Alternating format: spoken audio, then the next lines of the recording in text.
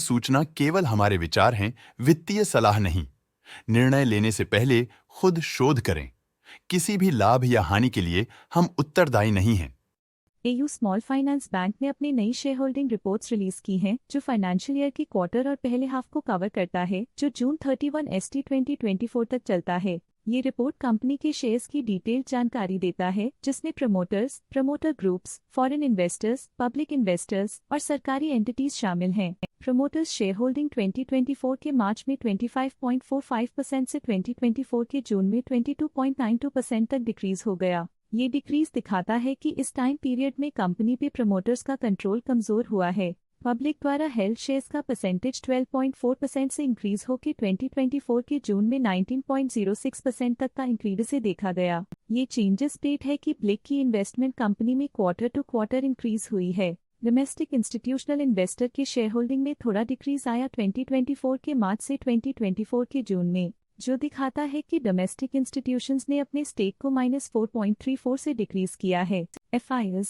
Foreign institutional investors, ने अपना share holding मार्च 2024 में 39.37% से जून 2024 में 39.58% तक इंक्रीज किया। ये बताता है कि फॉरेन इंस्टीट्यूशंस ने कंपनी में अपना इंटरेस्ट 0.21% तक इंक्रीज किया है। चलिए इन्वेस्टर्स के स्टैटिस्टिक्स पे नजर डालते हैं, जो शेयर होल्डिंग पैटर्न में फ्लक्चुएशंस का कारण बन सकते हैं। संजय अग्रवाल इस क्वार्टर में स्टेक होल्डिंग में डाउनटर्न देखा। पिछले क्वार्टर के मुकाबले स्टेक होल्डिंग में -1.74% तक डिक्रीज हुआ है। ज्योति अग्रवाल इस क्वार्टर में स्टेक होल्डिंग में डाउनटर्न देखा। पिछले क्वार्टर के मुकाबले स्टेक होल्डिंग में -0.35% तक डिक्रीज हुआ है। शकुंतला अग्रवाल इस क्वार्टर में स्टेक होल्डिंग में डाउनटर्न देखा। पिछले क्वार्टर के मुकाबले स्टेक होल्डिंग में -0.28% तक डिक्रीज हुआ है। मिस होल्डिंग्स प्राइवेट लिमिटेड इस क्वार्टर में स्टेक होल्डिंग में डाउनटर्न देखा। पिछले क्वार्टर के मुकाबले स्टेक होल्डिंग में -0.16% तक डिक्रीज हुआ है। Directors and their relatives, excluding independent directors and nominee directors, की फाइनेंशियल परफॉर्मेंस में एक सिग्निफिकेंट डिफरेंस देखा गया है, जो -0.21% है।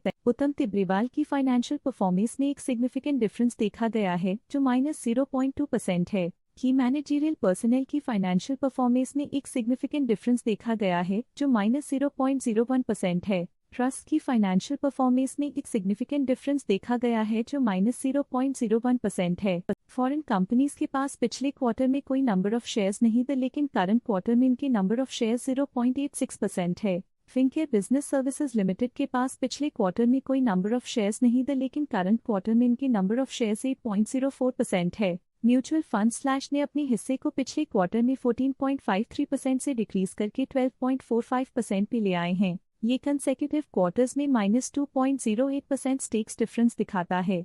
DSP मिड कैप फंड ने अपने हिस्से को पिछले क्वार्टर में 1.64% से डिक्रीज करके 1.5% पे ले आए हैं। ये कंसेक्यूटिव क्वार्टर्स में -0.14% स्टेक्स डिफरेंस दिखाता है। Nippon life India trustee limited A/C Nippon India growth fund ने अपने हिस्से को पिछले क्वार्टर में 1.8% से डिक्रीज करके 1.51% पे ले आए हैं। ये कंसेक्यूटिव क्वार्टर्स में -0.29% स्टेक्स डिफरेंस दिखाता है। लेटेस्ट क्वार्टर में Aditya Birla Sun Life trustee private limited AC Aditya Birla Sun Life flexi cap fund ने स्टेक होल्डिंग में इंक्रीज देखा, जिसमें 0.26% का अपटिक देखा गया। लेटेस्ट क्वार्टर में HDFC mutual fund HDFC mid cap opportunities fund ने स्टेक होल्डिंग में इंक्रीज देखा, जिसमें 0.26% का अपटिक देखा गया।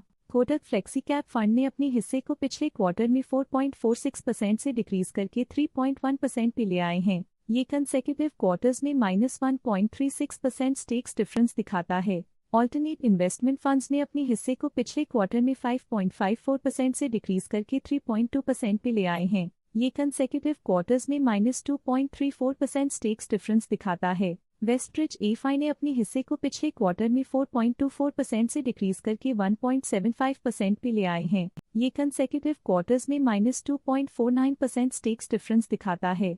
बैंक्स ने अपने हिस्से को पिछले क्वार्टर में 0.03% से डिक्रीज करके 0% पे ले आए हैं। ये कंसेक्यूटिव क्वार्टर्स में -0.03% स्टेक्स डिफरेंस दिखाता है। लेटेस्ट क्वार्टर में इंश्योरेंस कंपनीज ने स्टेक होल्डिंग में इंक्रीज देखा, जिसमें 0.12% का अपटिक देखा गया। HDFC life insurance company limited ने अपने हिस्से को पिछले क्वार्टर में 1.58% से डिक्रीज करके 1.23% पे ले आए हैं। ये कंसेक्यूटिव क्वार्टर्स में -0.35% स्टेक्स डिफरेंस दिखाता है। Business excellence trustee India business excellence fund current quarter में 1.13% शेयर्स के साथ कंपनी में एंटर किया, जबकि प्रीवियस क्वार्टर में उनके पास 0% shares the OT flexi cap fund previous quarter में 1% शेयर्स ओन करते थे, लेकिन करंट क्वार्टर में उन्होंने कंपनी से एग्जिट ले लिया है। Stake holding foreign portfolio investors category I के लिए पिछले क्वार्टर के मुकाबले में -0.44% से डिक्रीज हो गई। Stake holding saint James place emerging markets equity unit trust manage by Wasatch advisors incorporated के लिए पिछले क्वार्टर के मुकाबले में -0.14% से डिक्रीज हो गई।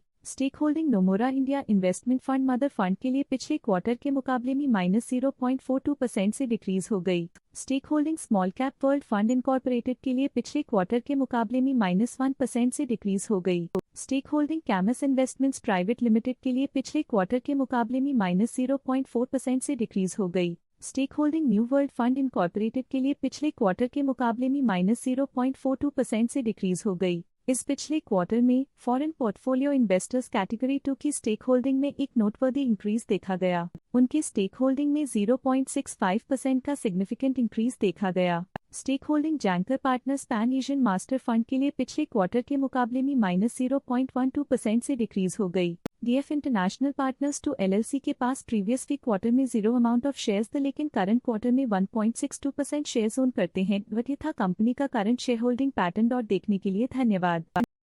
स्टॉक लेटेस्ट न्यूज अपडेट के लिए चैनल को सब्सक्राइब करें और वीडियो को लाइक एंड शेयर करें।